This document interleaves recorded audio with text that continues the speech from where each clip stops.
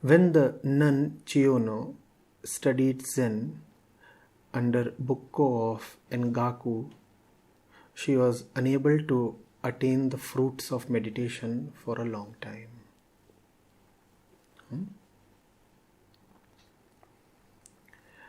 At last, one moonlit night, she was carrying water in an old pail bound with bamboo. The bamboo broke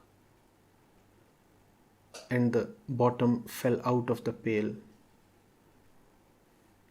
And at that moment, Chiyono was set free. In commemoration, she wrote a poem. In this way and that, I tried to save the old pail.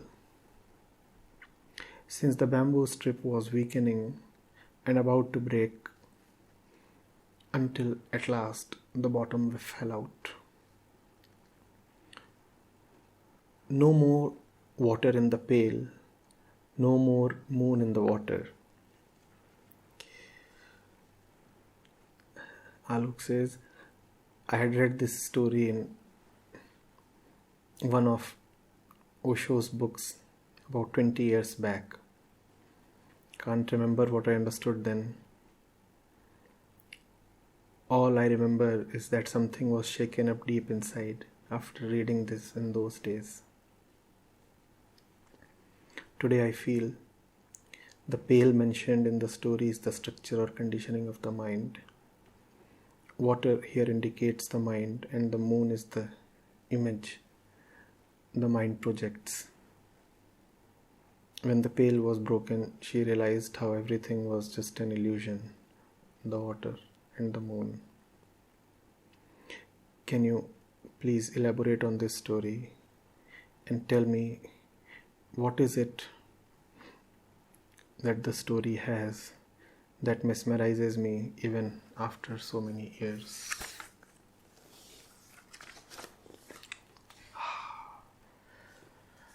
Isn't it a full moon night tonight, Alok? Yes? Yeah.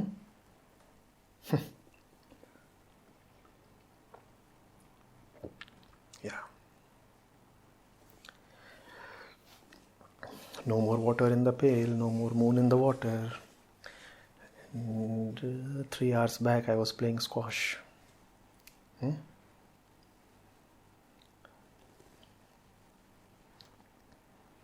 And there was Apar and Sanjay and the driver, and I was giving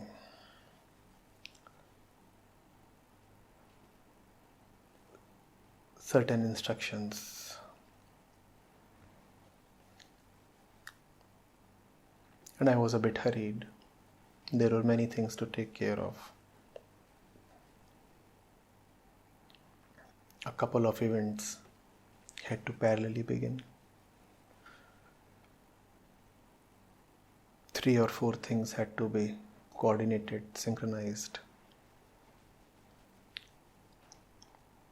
And we were running out of time. So I was busy talking about this and that. And all were busy listening to my instructions. They were just operational instructions, not teachings or meditations. And then suddenly I looked at the full moon. And in middle of all the instructions, I said, look at the moon, it's so beautiful. And having said that, immediately I came back to the instructions and continued with them.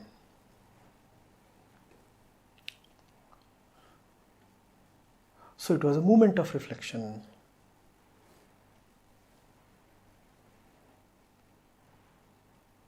And then I continued with the work and the operations as if nothing had happened. And when I was done with all that, Apar asked me, how did that happen? I said, what? He said, how did you notice the moon even in the middle of all that chaos?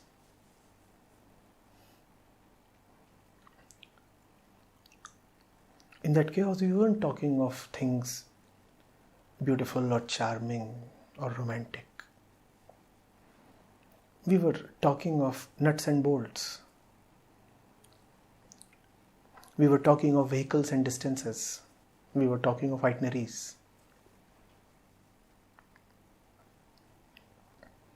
How did you remember the moon even then?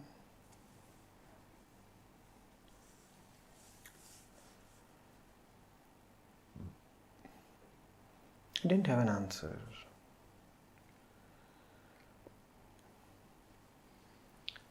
Alok, the moon must always remain inside, must it not? Even on a dark night, even when the moon is just a narrow, feeble crescent, even when the moon is not visible to the eyes, the moon must always remain inside. If the moon is not where it should be, then a strange thing happens. Strange and not very beautiful. You start looking for the moon here and there.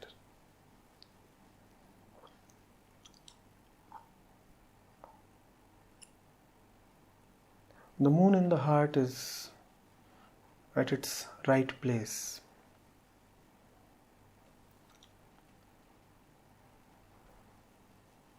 Hanging in the inner sky, not having any weight, not making any fuss, not calling for attention.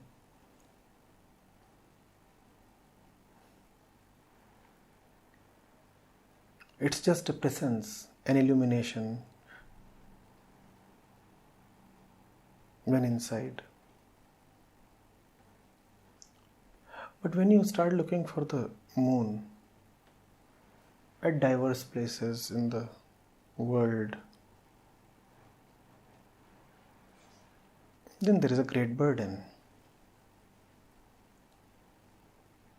Visualize the burden. The nun is carrying a pail of water. And the moon is in the water. Now the moon is a burden, is it not? There is the nun and there is the moon, and a pail of water is unnecessarily in between. Not only is it unnecessary, it is frighteningly powerful. The pail of water is saying you can have the moon only through me. The pail of water is nothing, just nothing at all. But look at its audacity. It says, if you want the moon, come to me. Yeah, not only come to me, carry me on your shoulders. That's hell, is it not? And you have to tolerate that hell merely because the moon is not where it should be. Where must the moon be? The heart. No, you're not looking for the moon in the pail. No, you're not looking for the moon in the face of your beloved. No, you do not look at the face of a child and you say, oh, he's so cute, he's moon-faced. Why must somebody's face represent the moon? You already have the moon. You don't need a representative. That's enlightenment.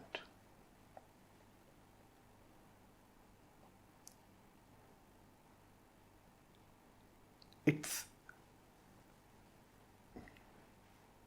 a little harsh, but that often happens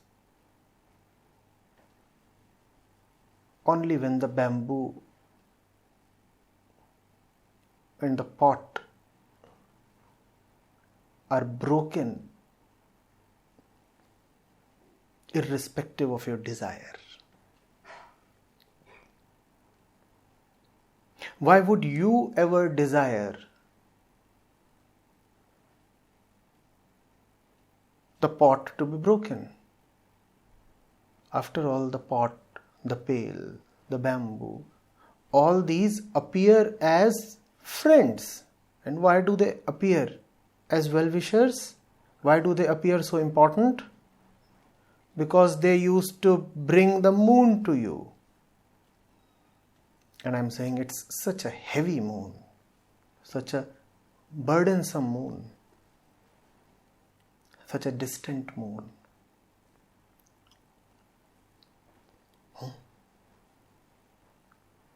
And you're looking at the moon in the pail.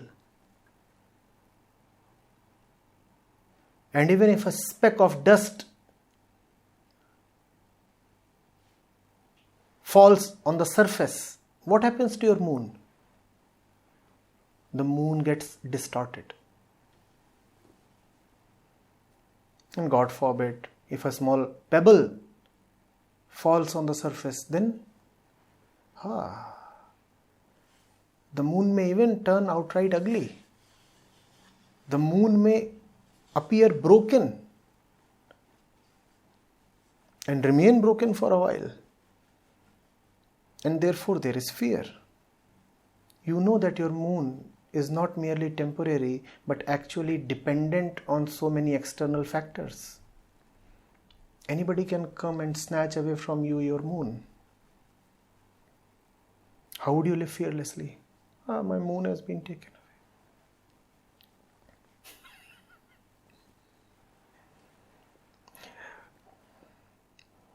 I cannot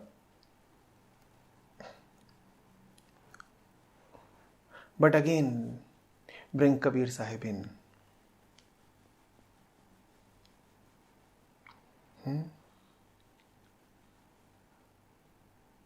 He was saying the real beloved, even if he resides at a distance of 100 yojan, that's a long distance, he is still very close, right in the heart.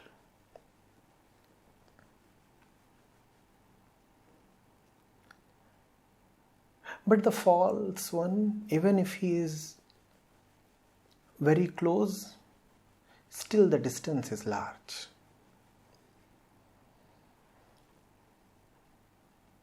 Even if your eyes are very close to the surface of the water, are you close to the moon really? No. You cannot be close to the moon unless the moon is always within you. Beauty within pushes you, compels you to beauty without, beauty outside, and energizes you, motivates you to create beauty where you do not find it.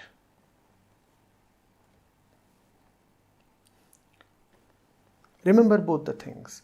If there is beauty in the heart, then and only then you would be quickly pulled towards everything that is beautiful in the world. And equally, where you do not find beauty, you would be energized to bring about beauty.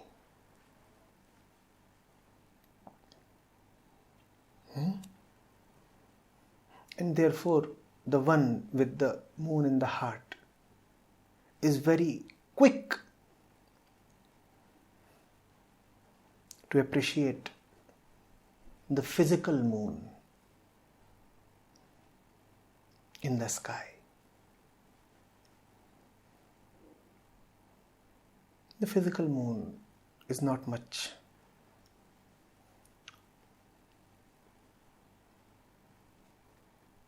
It is just slightly better than the moon in the pail. The moon in the pail is an obvious disgrace. It is not merely second-handed, it is third-handed. But the moon in the physical sky isn't much better either.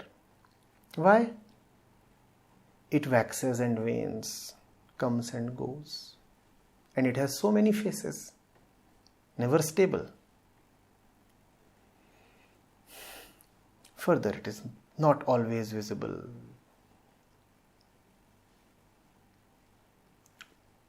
You can lose it. Your attention might waver.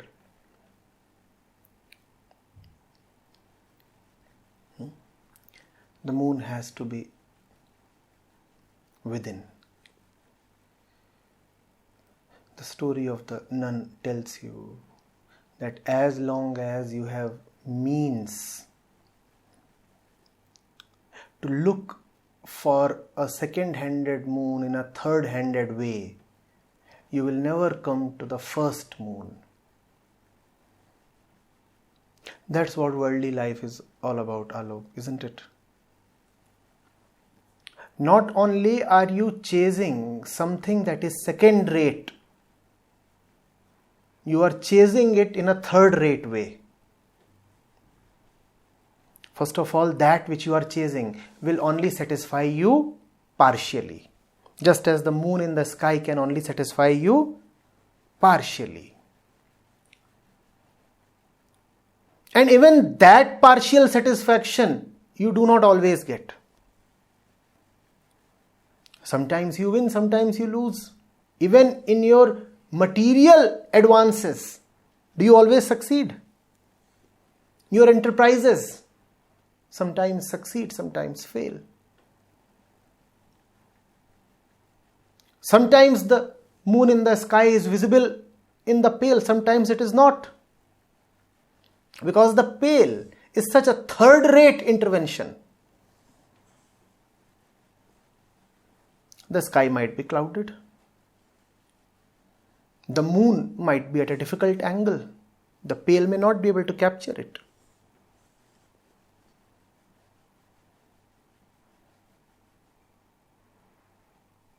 And because your means are third-rate, so even a second-rate achievement appears like a big deal. You celebrate even second-rate achievements because you are standing at a point that is third-rate.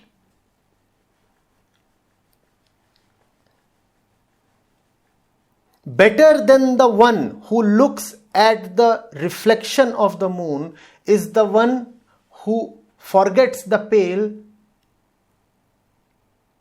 lifts his head up and looks directly at the moon in the sky. And the best one is the one who does not even need to look at the moon in the sky. He is always carrying the moon within. And I am saying when you are carrying the moon within, then the moon in the sky is a delight but not a dependency. Look at your delights, Alok. Many of them would be dependencies. Anything that delights you also becomes a dependency. The moment something is able to give you pleasure, it also conquers you. You become dependent on it. But if you are carrying the moon in the heart, then you won't be dependent on the moon in the sky. The moon in the sky would be merely a delight, not a dependency. Therefore, Apar, I am free to delight in the moon in the sky. But I am also free to ignore the moon up there and take care of the drivers and the vehicles. Am I dependent on that mass of rock and gas and water?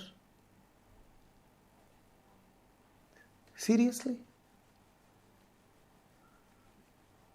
Am I dependent on that thing that you call as the moon? No. It's a visual treat, no doubt. But that's the maximum it is. A visual treat. When it is visible to me, I'm charmed. When it is not visible to me, I'm not bothered. This is something that may surprise you, because when you are charmed by something, then you are troubled by its absence. No, that need not happen. The spiritual man is charmed by things if they are worthy enough. But he is never troubled by their absence. This tea is nice. Why should I reject it or ignore it? If it's available, let me have a go. But if it's not available, Alok, would I cancel or postpone this session? Has that ever happened? Oh, it's such a charming thing. That's it. It's a charming thing. If it's available, I'll have it. Even if it's not available, I have something within. And if I have to talk about the tea outside, then I'll say, I have a kettle within. Sorry, Parmeshwari, I already have it. Nevertheless, thanks.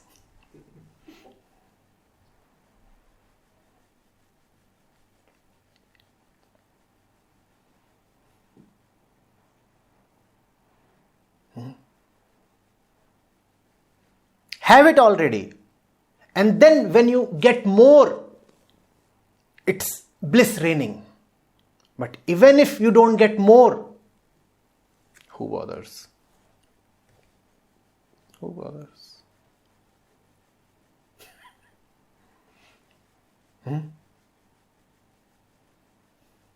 There is joy and joy multiplied. But there is nothing called suffering.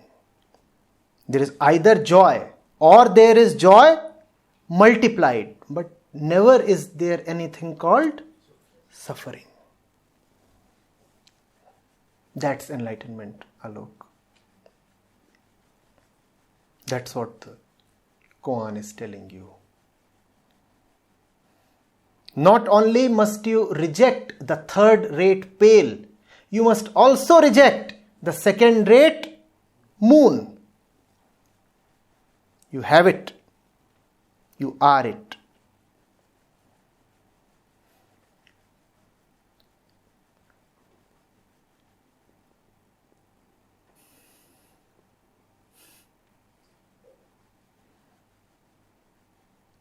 It's such an advantageous, even enviable position to be in, right?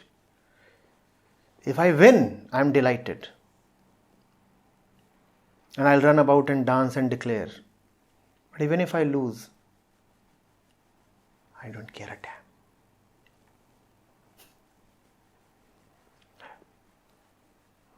Obviously, you can offer me something by offering me a win.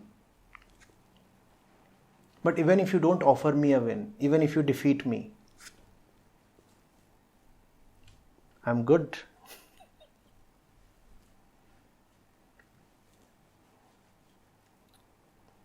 Is that equanimity? No. That's one up on equanimity. Equanimity only means being one towards victory and defeat. Why must one be one towards victory and defeat? Victory is always better.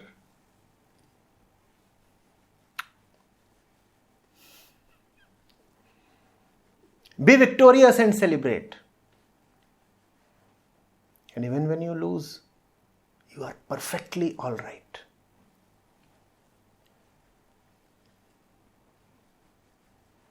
Which means you can never be a loser. The moon is such a good friend, a good beloved to have in the heart. It will never allow you to be a loser.